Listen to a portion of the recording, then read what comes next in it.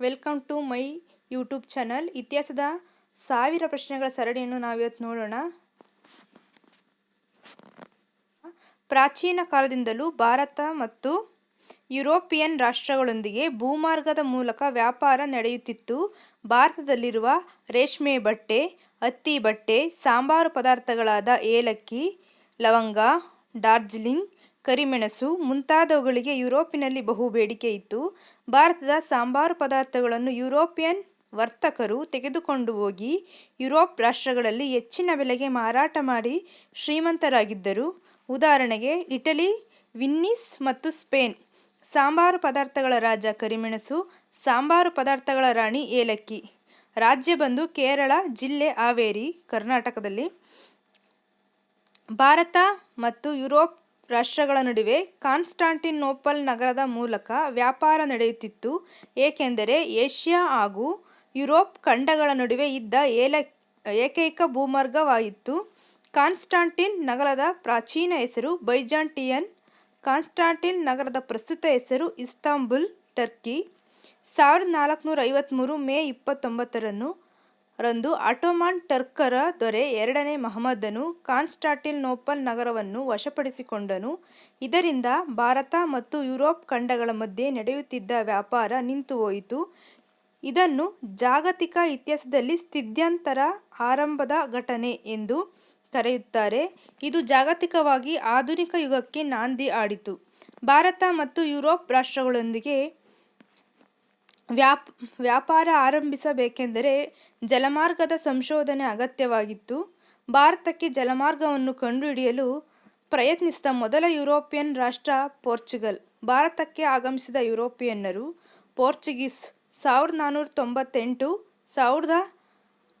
1961, ಡಚ್ಚರು 1596, 1759, ಬ್ರಿಟಿಷರು 1599, 1947, ಡೆಕ್ಕನ್ನರು 1616, 1854, ಫ್ರೆಂಚರು 1664, 1954. ಪೋರ್ಚುಗೀಸರು 1498, 1961. ರಾಜಧಾನಿ ಲಿಸ್ಬನ್. ಭಾರತಕ್ಕೆ ಜಲಮಾರ್ಗವನ್ನು ಕಂಡುಹಿಡಿಯಲು ಪ್ರಯತ್ನಿಸಿದ ಮೊದಲ ರಾಷ್ಟ್ರ ಪೋರ್ಚುಗಲ್. ಪೋರ್ಚುಗೀಸರ ದೊರೆ 2ನೇ ಹೆನ್ರಿಯು ನೌಕಾಯಾನಿಗಳಿಗೆ ತರಬೇತಿ ನೀಡಲು ಲಿಸ್ಬನ್ನಲ್ಲಿ ನೌಕಾಯಾನ ತರಬೇತಿ ಶಾಲೆಯನ್ನು ಆರಂಭಿಸಿದ. ಬಿರುದು ದಿ ನ್ಯಾವಿಗೇಟರ್, ಸಮುದ್ರ ಸಂಚಾರ ಮಾಡಿ ದೇಶವನ್ನು ಅನ್ವೇಷಿಸುವ ವ್ಯಕ್ತಿ. ಭಾರತಕ್ಕೆ ಜಲಮಾರ್ಗ ಕಂಡುಹಿಡಿಯಲು ಪ್ರಯತ್ನಿಸಿದ ಮೊದಲ ವ್ಯಕ್ತಿ ಬಾರ್ತಲೋಮಿಯೋ ಡಯಾಜ್. ಬಾರ್ತಲೋಮಿಯೋ ಡಯಾಜನು 1486ರಲ್ಲಿ ಲಿಸ್ಬನ್ ಬಂದರಿನಿಂದ ತನ್ನ ಪ್ರಯಾಣವನ್ನು ಆರಂಭಿಸಿ 1784ರಲ್ಲಿ ಆಫ್ರಿಕಾದ ದಕ್ಷಿಣ ತುದಿಯನ್ನು ತಲುಪಿದನು. ಇದನ್ನು ಅವನು ಕ್ಯಾಪ್ ಆಫ್ ಶಾರ್ಮಸ್ ಎಂದು ಕರೆದನು. ಬಿರುಗಾಳಿಯ ಭೂಸಿರ. ಆಫ್ರಿಕಾದ ದಕ್ಷಿಣ ತುದಿಯಲ್ಲಿ ಬಿರುಗಾಳಿ ಬೀಸಿದ ಕಾರಣ ತನ್ನ ಪ್ರಯಾಣವನ್ನು ಮುಂದುವರಿಸಲಾಗದೆ ಪುನಃ ತನ್ನ ದೇಶಕ್ಕೆ ಹಿಂತಿರುಗಿದನು.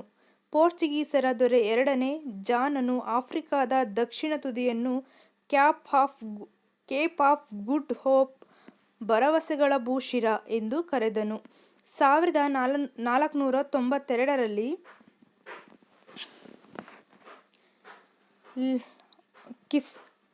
ಕ್ರಿಸ್ಟೋಫರ್ ಕೊಲಂಬಸ್ ಅಮೆರಿಕ ದೇಶವನ್ನು ಸಂಶೋಧಿಸಿದನು. Vasco da Gama. ಬಿರುದು ಅಮೆರಿಕನ್ ಆಫ್ ಇಂಡಿಯನ್ ಅಕೈನ್. ವಾಸ್ಕೋ ಡಿ ಗಾಮನು ಭಾರತಕ್ಕೆ ಜಲಮಾರ್ಗವನ್ನು ಕಂಡುಹಿಡಿಯಲು 1497 ಜುಲೈ 8ರಂದು ಲಿಸ್ಬನ್ ಬಂದರಿನಿಂದ ತನ್ನ ಪ್ರಯಾಣವನ್ನು 4 ಹಡಗುಗಳ ಮೂಲಕ 18 ಜನ ವರ್ತಕರೊಂದಿಗೆ ಆರಂಭಿಸಿದನು. 4 ಹಡಗುಗಳ ಹೆಸರು: ಸಾಮೋ ಗ್ರೇಬಿಯಲ್, ಸಾವೋ ರಾಫೆಲ್, ಸಾಮೋ ಬೇರಿಯಾ, ಸಾಮೋ ಬ್ರಾಸ್. ವಾಸ್ಕೋ ಡಿ ಗಾಮನು ಆಫ್ರಿಕಾದ ದಕ್ಷಿಣ ತುದಿಗೆ ಬಂದು ತಲುಪಿ ಅಲ್ಲಿರುವ ಗುಜರಾತಿನ ವರ್ತಕ ಅಬ್ದುಲ್ ವಜೀದನ ಸಹಾಯದಿಂದ 1498 ಮೇ 17ರಂದು ಕೇರಳದ ಕಲ್ಲಿಕೋಟೆಯ ಕಪ್ಪಡ ಗ್ರಾಮಕ್ಕೆ ಬಂದು ತಲುಪಿದನು. ವಾಸ್ಕೋ ಡಿ ಗಾಮನು ಕಲ್ಲಿಕೋಟೆಯ ಜಮೋರಿಯನ್ ಮನೆತನದ ಮೌನ ವಿಕ್ರಮ ಸ್ವಾಗತ ಮಾಡಿಕೊಂಡು ಸನ್ಮಾನಿಸಿದ. ವಾಸ್ಕೋಡಿಗಾಮನು ಭಾರತಕ್ಕೆ 3 ಬಾರಿ ಭೇಟಿ ನೀಡಿದ್ದನು. 1698 ತಕ್ಕಡಿ, 1502ರಲ್ಲಿ ಧರ್ಮ ಬಾವುಟ, 1524ರಲ್ಲಿ ಖಡ್ಗ. ವಾಸ್ಕೋಡಿಗಾಮನು ಜಲಮಾರ್ಗ ಕಂಡುಹಿಡಿಯಲು ಪ್ರೋತ್ಸಾಹಿಸಿದವರು ಪೋರ್ಚುಗೀಸರ ದೊರೆ ಜಾನ್ ಇಮ್ಯಾನುಯೆಲ್. ಈತನ ಸಮಾಧಿ ಕೊಚ್ಚಿನ್. ಪೆಡ್ರೊ ಆಲ್ಫರೆಜ್ ಕೇಬ್ರಲ್ ಭಾರತಕ್ಕೆ ಜಲಮಾರ್ಗದ ಮೂಲಕ ಬಂದು ಎರಡನೇ ಪೋರ್ಚುಗೀಸರ ನಾವಿಕ ಕೇಬ್ರಲನು ಕೊಚ್ಚಿ, ಕಣ್ಣನೂರು, ಕಲ್ಲಿಕೋಟೆ ಪೋರ್ಚುಗೀಸರ ವಸಾಹತುಗಳನ್ನು ಆರಂಭಿಸಿದನು. ಕಣ್ಣನೂರು ಪೋರ್ಚುಗೀಸರ ಸೈನಿಕ ನೆಲೆಯಾಯಿತು. ಕೇಬ್ರಿಯಲನು ತನ್ನ ದೇಶಕ್ಕೆ ಹಿಂದಿರುಗುವಾಗ ಹಾದಿತಪ್ಪಿ ಬ್ರೆಜಿಲ್ ದೇಶವನ್ನು ಕಂಡುಹಿಡಿದನು. ಫ್ರಾನ್ಸಿಸ್ ಡಿ ಅಲ್ಮೆಡಾ 1503-1909 ಪೋರ್ಚುಗೀಸರ ಮೊದಲ ಗವರ್ನರ್ ಜನರಲ್. ಗವರ್ನರ್ ಜನರಲ್ ರವರ ಅಧಿಕಾರದ ಅವಧಿ 3 ವರ್ಷ. ಈತ 2 ಅವಧಿಗೆ ಆಳ್ವಿಕೆ ಮಾಡಿದನು. ಅಲ್ಮೆಡನು ವಿಜಯನಗರ ಸಾಮ್ರಾಜ್ಯ ಪರ್ಷಿಯಾದ ಕುದುರೆಗಳ ರಫ್ತು ಮಾಡುವ ಗುತ್ತಿಗೆಯನ್ನು ಪಡೆದುಕೊಂಡನು. ಸಮುದ್ರದ ಮೇಲೆ ಒಡೆತನ ಸಾಧಿಸಲು ಅರವನ್ನು ಸೋಲಿಸಿ ನೀಲಿ ಜಲ ನೀತಿ ಬ್ಲೂ ವಾಟರ್ ಪಾಲಿಸಿಯನ್ನು ಜಾರಿಗೆ ತಂದನು. ಕೊಚ್ಚಿನ್ ಅರಸನೊಂದಿಗೆ ಸ್ನೇಹ ಸಂಬಂಧ ಬೆಳೆಸಿ ಕಲ್ಲಿಕೋಟೆ ಜಮೋರಿಯನ್ ಅರಸನನ್ನು ಸೋಲಿಸಿದನು. ಈಜಿಪ್ಟ್ ಸುಲ್ತಾನ ನೌಕಾ ಕದನದ ಸೋಲಿಸಿದನು. ಶ್ರೀಕೃಷ್ಣ ದೇವರಾಯ ಪೋರ್ಚುಗೀಸರ ವ್ಯಾಪಾರ ಮಾಡಲು ಭಟ್ಕಳ ಕಾಣಿಕೆಯಾಗಿ ನೀಡಿದ್ದನು. ಆಲ್ಫೆನೊ ಡಿ ಅಲ್ಬುಕರ್ಕ 1509-1515 ಪೋರ್ಚುಗೀಸರ ಪ್ರಸಿದ್ಧ ಗವರ್ನರ್ ಜನರಲ್. ಪೋರ್ಚುಗೀಸರ ಸಾಮ್ರಾಜ್ಯದ ನಿಜವಾದ ಸ್ಥಾಪಕ ಎಂದು ಕರೆಯುತ್ತಾರೆ. ಕ್ರಿಸ್ತಕ 1510ರಲ್ಲಿ ಶ್ರೀಕೃಷ್ಣ ದೇವರಾಯ ಸಹಾಯದಿಂದ ಯೂಸುಫ್ ಆದಿಲ್ ಶಾಹಿನನ್ನು ಸೋಲಿಸಿ ಗೋವಾವನ್ನು ವಶಪಡಿಸಿಕೊಂಡು 1511ರಲ್ಲಿ ಮಲೇಷ್ಯಾದ ವ್ಯಾಪಾರ ಕೇಂದ್ರವನ್ನು ಆರಂಭಿಸಿದನು. ಭಾರತಕ್ಕೆ ಕ್ರೈಸ್ತಧರ್ಮವನ್ನು ಪ್ರಸಾರ ಮಾಡಲು ಸಂತ ಥಾಮಸನನ್ನು ಕರೆದುಕೊಂಡು ಎಂದನು ಶ್ರೀಕೃಷ್ಣ ದೇವರಾಯ ಆಸ್ಥಾನಕ್ಕೆ. ಪೋರ್ಚುಗೀಸರ ಭಾರತದ ಸ್ಥಳೀಯ ಹೆಣ್ಣು ಮಕ್ಕಳೊಂದಿಗೆ ವೈವಾಹಿಕ ಸಂಬಂಧ ಬೆಳೆಸಿಕೊಳ್ಳಲು ಶ್ರೀಕೃಷ್ಣ ದೇವರಾಯನಿಂದ ಅನುಮತಿಯನ್ನು ಪಡೆದುಕೊಂಡನು. ಗೋವಾದಲ್ಲಿ ಸೇಂಟ್ ಪ್ಯಾಥಡಸ್ ಚರ್ಚನ್ನು ನಿರ್ಮಿಸಿದನು. ಇದು ಏಷ್ಯಾದ ಅತಿದೊಡ್ಡ ಚರ್ಚ್ ಆಗಿದೆ. ಗೋವಾದ ಚರ್ಚದಲ್ಲಿ ಫ್ರಾನ್ಸಿಸ್ ಕ್ಲೆಮಿಯರ್ ಎಂಬ ಕ್ರೈಸ್ತ ಪಾದ್ರಿಯ ಮೃತದೇಹ ಸಂರಕ್ಷಿಸಿ ಇಡಲಾಗಿದೆ. ನಿನೋ ಡಿ ಕ್ಯೂನೋ 1528-1538 ಭಾರತಕ್ಕೆ ಪೋರ್ಚುಗೀಸ್ ಗವರ್ನರ್ ಜನರಲ್ ಆಗಿ ಭೇಟಿ ನೀಡಿದ್ದನು. ಪೋರ್ಚುಗೀಸರ ಏಕೈಕ ಪೂರ್ವ ವ್ಯಾಪಾರ ಕೇಂದ್ರವಾದ ಸ್ಯಾಂತೋ ಕೊರಮಂಡಲ ಕರಾವಳಿ ತೀರದಲ್ಲಿ ಸ್ಥಾಪಿಸಿದನು. ಪೋರ್ಚುಗೀಸರ ಅವನತಿಯ ಕಾರಣಗಳು. ಅಲ್ಬುಕರ್ಕನ ನಂತರ ಭಾರತಕ್ಕೆ ಬಂದ ಅಸಮರ್ಥ ಉತ್ತರಾಧಿಕಾರಿಗಳು, ಕ್ರೈಸ್ತಧರ್ಮದ ಮತಾಂತರ ನೀತಿ, ಡಚ್ ಮತ್ತು ಇಂಗ್ಲಿಷ್ ಸೋಲಿಸಿದರ ಕಳಪೆ ಮಟ್ಟದ ನೌಕಾಪಡೆ, 1565ರ ತಾಳಿಕೋಟೆ ಕದನದಲ್ಲಿ ವಿಜಯನಗರ ಸಾಮ್ರಾಜ್ಯ ಅವನತಿ, ಮರಾಠ ಮತ್ತು ಮೊಘಲರ ಪ್ರಾಬಲ್ಯ, ಪೋರ್ಚುಗೀಸರ ಜೊತೆ ಹೋರಾಟ, ಭಾರತದ ಮೊದಲ ರಾಣಿ ಚೆನ್ನಭೈರಾದೇವಿ ಬಿರುದು, ತಾಳಿಮೆಣಸಿನ ರಾಣಿ. ಪೋರ್ಚುಗೀಸರ ವಿರುದ್ಧ ಹೋರಾಡಿದ ಕರ್ನಾಟಕದ ಉಳ್ಳಾಳದ ರಾಣಿ ಅಬ್ಬಕ್ಕದೇವಿ. ಈ ಕುರಿತು ಪೋರ್ಚುಗೀಸರ ಪ್ರವಾಸಿ ಪೆಡ್ರೊ ಡೆಲಾವೆನ್ಜಿ ತನ್ನ ಪ್ರವಾಸ ಕಥನದಲ್ಲಿ ಉಲ್ಲೇಖ ಮಾಡಿದ್ದಾನೆ. ಅಬ್ಬಕ್ಕದೇವಿಯು ಕೆಳದಿಯ ವೆಂಕಟಪ್ಪ ನಾಯಕನಿಗೆ ಆಶ್ರಯ ನೀಡಿದ್ದಳು. ಪೋರ್ಚುಗೀಸರ ಮೊದಲ ಬಾರಿ ವ್ಯಾಪಾರ ಮಾಡಲು ಪರವಾನಿಗೆ ನೀಡಲು ಆರಂಭಿಸಿದರು. ಇದನ್ನು ಕಾಟೇಜ ಪದ್ಧತಿ ಎನ್ನುತ್ತಾರೆ. ಭಾರತಕ್ಕೆ ಬರಲು ಪೋರ್ಚುಗೀಸರ ಉದ್ದೇಶ ವ್ಯಾಪಾರ ಮಾಡುವುದು, ಕ್ರೈಸ್ತ ಧರ್ಮದ ಪ್ರಚಾರ. ಪೋರ್ಚುಗೀಸರ ಪ್ರಮುಖ ಕೊಡುಗೆಗಳು. ಪೋರ್ಚುಗೀಸರು ಭಾರತಕ್ಕೆ ಟೊಮೆಟೊ, ಆಲೂಗಡ್ಡೆ, ಮೆಣಸಿನಕಾಯಿ, ಮೆಕ್ಕೆಜೋಳ, ಅನಾನಸ್, ನೆಲಗಡಲೆ, ಪಪ್ಪಾಯಿ, ಈರುಳ್ಳಿ, ತಂಬಾಕು ಮುಂತಾದವುಗಳನ್ನು ಪರಿಚಯಿಸಿದರು. 1556ರಲ್ಲಿ ಗೋವಾದ ಮುದ್ರಣ ಯಂತ್ರವನ್ನು ಪರಿಚಯಿಸಿದರು. ಪೋರ್ಚುಗೀಸರ ಪ್ರಮುಖ ವ್ಯಾಪಾರ ಕೇಂದ್ರಗಳು ದಿಯು ದಮನ್, ಬೆಸಿನ್, ಸಲ್ಸೆಟಾ, ಗೋವಾ, ಕೊಚ್ಚಿ, ಕಲ್ಲಿಕೋಟೆ, ಸ್ಯಾಂತೋರ್. ಅರಬ್ಬಿ ಸಮುದ್ರದ ರಾಣಿ ಕೊಚ್ಚಿ, ಅರಬ್ಬಿ ಸಮುದ್ರದ ರಾಜ ಕೊಲ್ಲಂ. ಗೋವಾ ವಿಮೋಚನೆ 1961 ಭಾರತಕ್ಕೆ ಬಂದ ಮೊದಲ ಯುರೋಪಿಯನ್ ಪೋರ್ಚುಗೀಸರು ಹಾಗೂ ಭಾರತಕ್ಕೆ ಹೊರ ನಡೆದ ಕೊನೆಯ ಯುರೋಪಿಯನ್ನರಾಗಿದ್ದಾರೆ.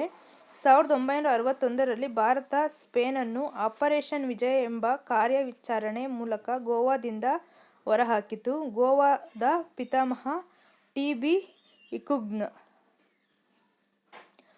ಕುಂಗ್ನ ಭಾರತ ಸಂವಿಧಾನಕ್ಕೆ 1961ರಲ್ಲಿ 12ನೇ ತಿದ್ದುಪಡಿ ತರುವುದರ ಮೂಲಕ 1962ರಿಂದ ಗೋವಾ ಕೇಂದ್ರಾಡಳಿತ ಪ್ರದೇಶವಾಗಿ ರಚನೆ ಮಾಡಿದೆ. ಗೋವಾ 25ನೇ ರಾಜ್ಯವಾಗಿ 1987ರಲ್ಲಿ ಜನ್ಮ ತಾಳಿತು. ಪೋರ್ಚುಗೀಸರು ಗೋವಾದಲ್ಲಿದ್ದ ಸತಿ ಸಹಗಮನ ಪದ್ಧತಿಯನ್ನು ನಿಷಿದ್ಧ ಮಾಡಿದರು.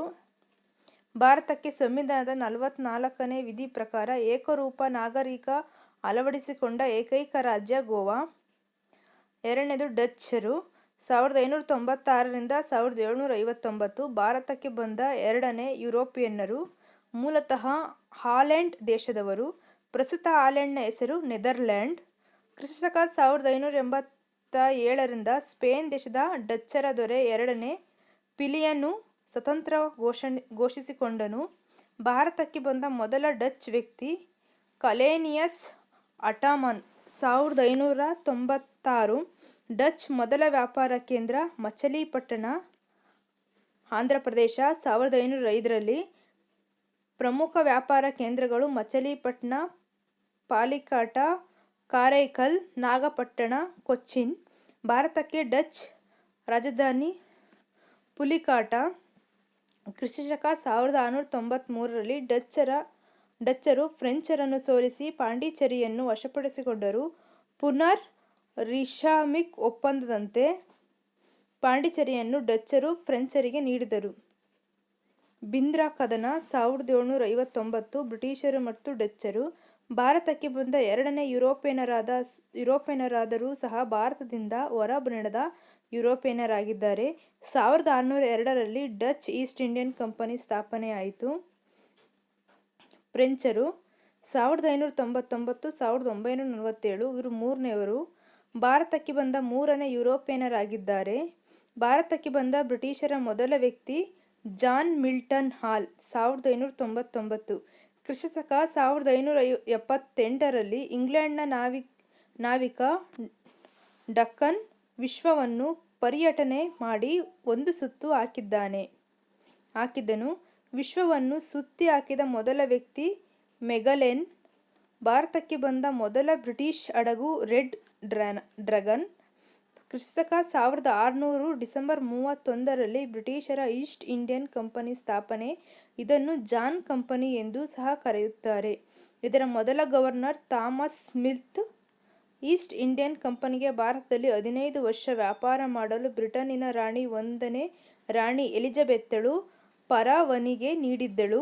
75,000 ಕೊಂಡು ಬಂಡವಾಳದೊಂದಿಗೆ ಕಂಪನಿ ಸ್ಥಾಪನೆಯಾಗಿ 125 ಜನ ವರ್ತಕರು ಕಂಪನಿಯ ನೌಕರರಾದರು.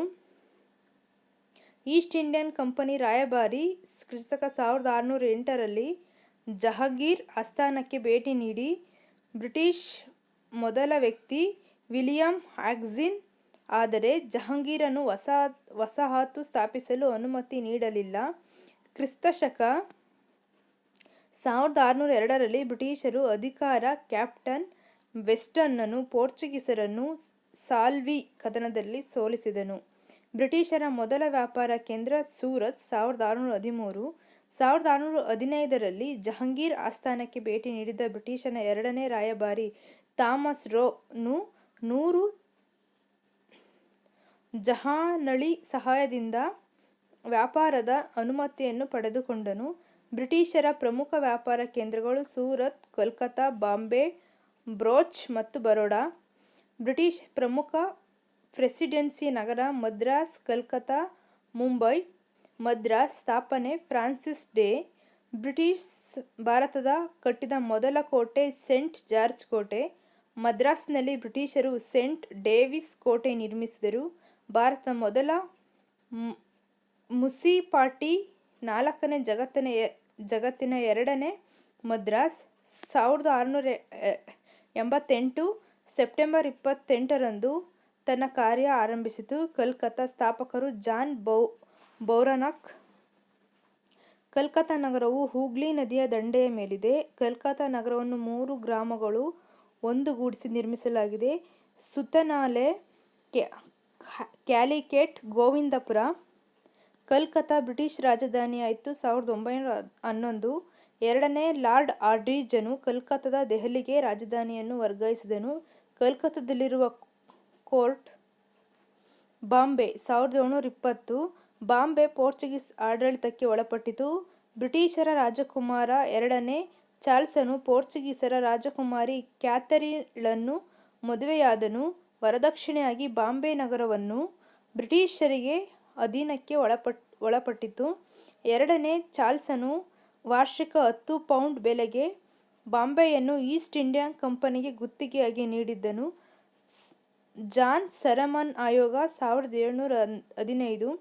ಜಾನ್ ಸೆರಮನ್ ಆಯೋಗ ಭಾರತದಲ್ಲಿ ಬ್ರಿಟಿಷ್ ವ್ಯಾಪಾರ ಮತ್ತು ಬರಗಾಲ ಅಧ್ಯಯನ ಮಾಡಲು ಬಂದಿತ್ತು. ಈ ಆಯೋಗದಲ್ಲಿ 7 ಜನ ಸದಸ್ಯರಾಗಿದ್ದರು. ಜಾನ್ ಸೆರಮನ್ ಆಯೋಗದಲ್ಲಿ ಬ್ರಿಟಿಷರ ವೈದ್ಯ ಜಾನ್ ವಿಲಿಯಂ ಹ್ಯಾಮಿಲ್ಟನನು ಮೊಘಲರ ದೊರೆ ರುಕ್ಷಿಯಾನನು ರೋಗವನ್ನು ಗುಣಪಡಿಸಿ ಇದರಿಂದ ಸಂತಸ ಭರಿತನಾದ ಪರೋಕ್ಷಿಯಾರನು ಈಸ್ಟ್ ಇಂಡಿಯಾ ಕಂಪನಿಗೆ ಪರವಾನು ನೀಡಿದನು. ಇದನ್ನು ವರ್ಮಾ ಒಬ್ಬ ಇತಿಹಾಸಕಾರ 1717ರಲ್ಲಿ ಕಂಪನಿ ಮ್ಯಾಗ್ನಾ ಕಾರ್ಟಾ ಎಂದು ಕರೆದನು. ಪರೋಕ್ಷಿಯಾರ್ ನೀಡಿದ ಪರವಾನುಗಳೆಂದರೆ ವಾರ್ಷಿಕ 3,000 ನೀಡಿ ಬಂಗಾಳದಲ್ಲಿ ಸುಂಕರಹಿತ ವ್ಯಾಪಾರ, ವಾರ್ಷಿಕ 10,000 ಪೌಂಡ್ ನೀಡುವುದರೊಂದಿಗೆ ಬ್ರಿಟಿಷರ ಸೂರತ್ನಲ್ಲಿ ವ್ಯಾಪಾರ ಮಾಡುವುದು, ಬ್ರಿಟಿಷರು ವಸಾಹತುಗಳ ರಕ್ಷಣೆ, ಕೋಟೆಗಳ ನಿರ್ಮಿಸಿ ರಕ್ಷಣೆಗಾಗಿ ಸೈನ್ಯ ಇಟ್ಟುಕೊಳ್ಳುವುದು, ಕಂಪನಿಯ ನೌಕರರನ್ನು ಭಾರತಕ್ಕೆ ಯಾವುದೇ ಪ್ರದೇಶದಲ್ಲಿ ವಾಣಿಜ್ಯದ ಅಧಿಕಾರಿಗಳನ್ನಾಗಿ ನೇಮಿಸುವುದು. ಡೆಕ್ಕನ್ನರು 1616-1654. ಡೆನ್ನರು ಮೂಲತಃ ಡೆನ್ಮಾರ್ಕ್ ದೇಶದವರು. 1616ರಲ್ಲಿ ಈಸ್ಟ್ ಇಂಡಿಯನ್ ಕಂಪನಿಯನ್ನು ಸ್ಥಾಪಿಸಲಾಯಿತು. ಡೆನ್ನರು ಮೊದಲ ವ್ಯಾಪಾರ ಕೇಂದ್ರ ತಿರುವಾಂಕೂರು, ತಮಿಳುನಾಡು. ಭಾರತದ ಡೆನ್ನರ ರಾಜಧಾನಿ ಸೇರಂಪುರ. ಡೆನ್ನರು 1854ರಲ್ಲಿ ತಮ್ಮ ವಸಾಹತುಗಳು ಬ್ರಿಟಿಷರಿಗೆ ಮಾರಿದರು. ಫ್ರೆಂಚರು 1664-1954. ಭಾರತಕ್ಕೆ ಬಂದ ಫ್ರೆಂಚ್ ಮೊದಲ ವ್ಯಕ್ತಿ ಫ್ರಾಂಕೋಯಿಸ್ ಮಾರ್ಟಿನೋಸ್. ಕ್ರಿಸ್ತಶಕ 1664ರಲ್ಲಿ ಫ್ರೆಂಚ್ ಈಸ್ಟ್ ಇಂಡಿಯನ್ ಕಂಪನಿ ಸ್ಥಾಪನೆ. ಫ್ರೆಂಚರ ಮೊದಲ ವ್ಯಾಪಾರ ಕೇಂದ್ರ ಸೂರತ್. ಫ್ರೆಂಚ್ ಪ್ರಮುಖ ವ್ಯಾಪಾರ ಕೇಂದ್ರಗಳು ಚಂದ್ರನಾಗೂರು, ಮಾಯೆ, ಯಾನಂ, ಸೂರತ್, ಪಾಂಡಿಚೇರಿ. ಭಾರತದ ಫ್ರೆಂಚರ ರಾಜಧಾನಿ ಪಾಂಡಿಚೇರಿ. ಫ್ರೆಂಚ್ ಇಂಡಿಯನ್ ಕಂಪನಿ ಸ್ಥಾಪನೆ ಮಾಡಲು ಕಾರಣರಾದ ವ್ಯಕ್ತಿ ಫ್ರಾನ್ಸಿಸ್ ದೊರೆ. 14ನೇ ಲೂಯಿಯು ಹಣಕಾಸು ಮಂತ್ರಿಯಾಗಿ. ಕೊಲ್ಬರ್ಟ್ 1739. ಮೊಘಲರಿಂದ ನಾಣ್ಯ ಮುದ್ರಿಸುವ ಅಧಿಕಾರವನ್ನು ಫ್ರೆಂಚರು ಪಡೆದುಕೊಂಡರು. ಭಾರತಕ್ಕೆ ಬಂದ ಫ್ರೆಂಚ್ ಪ್ರಸಿದ್ಧ ಗವರ್ನರ್ ಡೂಪ್ಲೆ 1742. ಫ್ರೆಂಚರು ಭಾರತಕ್ಕೆ ಬಂದ ಕೊನೆಯ ಯುರೋಪಿಯನ್ನರ್ ಆದರೂ ಸಹ ಭಾರತದಿಂದ ಹೊರನಡೆದ ಕೊನೆಯ ಮತ್ತು ಎರಡನೇ ಯುರೋಪಿಯನ್ನರಾಗಿದ್ದಾರೆ. 1954ರಲ್ಲಿ ಅಂತಾರಾಷ್ಟ್ರೀಯ ನ್ಯಾಯಾಲಯ ತೀರ್ಪಿನ ನಂತರ ಫ್ರೆಂಚರಿಂದ ಪಾಂಡಿಚೇರಿಯನ್ನು ವಶಪಡಿಸಿಕೊಂಡು ಭಾರತ ಒಕ್ಕೂಟಕ್ಕೆ ಸೇರಿಸಲಾಯಿತು. ಕರ್ನಾಟಿಕ್ ಯುದ್ಧಗಳು. ಆಂಗ್ಲೋ ಫ್ರೆಂಚ್ ಯುದ್ಧ. ದಕ್ಷಿಣ ಭಾರತದ ಮೇಲೆ ತಮ್ಮ ಪ್ರಭುತ್ವವನ್ನು ಸಾಧಿಸಲು ಫ್ರೆಂಚರು ಹಾಗೂ ಬ್ರಿಟಿಷರ ನಡುವೆ ನಡೆದ ಹೋರಾಟಗಳು ಕರ್ನಾಟಕ್ ಯುದ್ಧ ಹಾಗೂ ಆಂಗ್ಲೋ ಫ್ರೆಂಚ್ ಕದನ ಎಂದು ಕರೆಯುತ್ತಾರೆ. ಕರ್ನಾಟಕ ಪ್ರದೇಶವೆಂದರೆ ತಮಿಳುನಾಡಿನ ಕೋರಮಂಡಲ ಕರಾವಳಿ ತೀರದ ಇನ್ನಾಡು ಪ್ರದೇಶವಾಗಿದೆ. ಕರ್ನಾಟಕ ಪ್ರದೇಶದ ರಾಜಧಾನಿ ಆರ್ಕಾಟ್. 1707ರಲ್ಲಿ ಮೊಘಲ್ ಪ್ರಸಿದ್ಧ ದೊರೆ ಔರಂಗಜೇಬ್ ಮರಣ ಹೊಂದಿದಾಗ ಆತನ ರಾಜ್ಯಪಾಲನಾದ ಅಸಫಾಜಾ ಅಥವಾ ನಿಜಾಮ್ ಉಲ್ ಮುಲ್ಕ್ ಮೊಘಲರಿಂದ ಸ್ವತಂತ್ರ ಘೋಷಿಸಿಕೊಂಡನು. ಹೈದರಾಬಾದ್ ಸಂಸ್ಥಾನದಲ್ಲಿ ನಿಜಾಮ ಎಂಬ ಪದವಿಯಿಂದ ಆಡಳಿತ ಮಾಡಲು ಆರಂಭಿಸಿದರು. ಅಸಫಾಜ ಕರ್ನಾಟಕ ಪ್ರದೇಶದ ನವಾಬನನ್ನಾಗಿ ವಸ್ತಾಹಾಲಿಯನ್ನು ನೇಮಕ ಮಾಡಿದಾಗ 1740ರಲ್ಲಿ ಮರಾಠ ದೋಸ್ತ್ ಹಾಲಿಯ ಮೇಲೆ ದಾಳಿ ಮಾಡಿ ಕೊಲೆ ಮಾಡಿದರು. ಆತನ ಅಳಿಯನಾದ ಚಂದಾ ಸಾಹೇಬನನ್ನು ಸತಾರಾ ಜೈಲಿನಲ್ಲಿ ಬಂಧನದಲ್ಲಿಟ್ಟರು. ಆ ಸಂದರ್ಭದಲ್ಲಿ 3 ಕರ್ನಾಟಕ ಯುದ್ಧಗಳು ನಡೆದವು. ಮೊದಲ ಕರ್ನಾಟಕ ಯುದ್ಧ ನಡೆದದ್ದು 1746 ರಿಂದ 1748. ಕಾರಣ ಆಸ್ಟ್ರಿಯಾದ ಉತ್ತರಾಧಿಕಾರತ್ವಕ್ಕೆ ನಡೆದ ಪೈಪೋಟಿ. ಬ್ರಿಟಿಷ್ ಮತ್ತು ಫ್ರೆಂಚ್. ಬ್ರಿಟಿಷರ ಅಧಿಕಾರಿ ಬರ್ನೆಟನು ಫ್ರೆಂಚರ ನೌಕಾಂತ. ಫ್ರೆಂಚರಲ್ಲಿ ಫ್ರೆಂಚರ ಗವರ್ನರಾದ ಡೂಪ್ಲೆ, ಮಾರಿಸಿಯಸ್ ಗವರ್ನರಾದ ಲೋ ಬೋರ್ಡ್ ಲೂಯಿಸನ ಸಹಾಯದಿಂದ ಮದ್ರಾಸನ್ನು ವಶಪಡಿಸಿಕೊಂಡನು. ಲಾ ಬೋರ್ಡ್ ಲೂಯಿಸನು ಡೂಪ್ಲೆಗೆ ಹೇಳಿದ 40,000 ಪೌಂಡಿಗೆ ಮದ್ರಾಸನ್ನು ಬ್ರಿಟಿಷರ ಮಾರಿದನು. ಮದ್ರಾಸನ್ನು ಡೂಪ್ಲೆ ಏಕಾಂಗಿಯಾಗಿ ವಶಪಡಿಸಿಕೊಂಡನು. ಯುದ್ಧ ಅಡಿಯಾರ ಶೂನ್ಯಧೂಮ ಕಾಳಗದಲ್ಲಿ 1746. ಅನ್ವರುದ್ದೀನ್ ಮತ್ತು ಡೂಪ್ಲೆ ಒಪ್ಪಂದ. ಎಕ್ಸೆಲಾ ಚಾಂಪೆಲ್ಸ್ ಒಪ್ಪಂದ ಯುರೋಪಿಯನ್ ಖಂಡದಲ್ಲಿ. ಈ ಒಪ್ಪಂದದ ಪರಿಣಾಮಗಳು ಫ್ರೆಂಚ್ ಬ್ರಿಟಿಷರ ಮದ್ರಾಸನ್ನು ಬಿಟ್ಟುಕೊಟ್ಟರು. ಬ್ರಿಟಿಷರು ಫ್ರೆಂಚರಿಗೆ ಅಮೆರಿಕದ ಲೂಯಿಸ್ಬರ್ಗ್ ಕೋಟೆಯನ್ನು ನೀಡಿದರು. ಎರಡನೇ ಕರ್ನಾಟಕ ಯುದ್ಧ 1749 ರಿಂದ 1754. ಕಾರಣ ಭಾರತದ ಆಂತರಿಕ ದಂಗೆಗಳು. ಹೈದರಾಬಾದ್ ನಿಜಾಮ ಕರ್ನಾಟಕ ಪ್ರದೇಶದ ನವಾಬ ಹುದ್ದೆಗೆ ನಡೆದ ಪೈಪೋಟಿ. ಬ್ರಿಟಿಷ್ ಮತ್ತು ಪೋರ್ಚುಗೀಸರ ನಡುವೆ. ಬ್ರಿಟಿಷರ ನಿಜಾಮ ನಾಸಿರ್ ಜಂಗ್ ಮತ್ತು ನವಾಬ ಅನ್ವರುದ್ದೀನ್.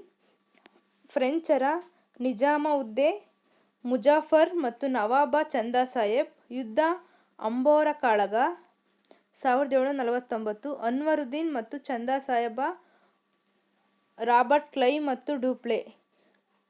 ನಾಸಾದ ಜಂಗವನ್ನು ಕಡಚದ ನೊಬ್ಬಿ ಕೊಲೆ ಮಾಡಿದನು. ಅನ್ವರುದ್ದೀನ್ ಮರಣ ಹೊಂದಿದ ನಂತರ ಚಂದಾ ಸಾಹೇಬ್ ನವಾಬನಾಗಿ ಅನ್ವರುದ್ದೀನ್ ಆದನು.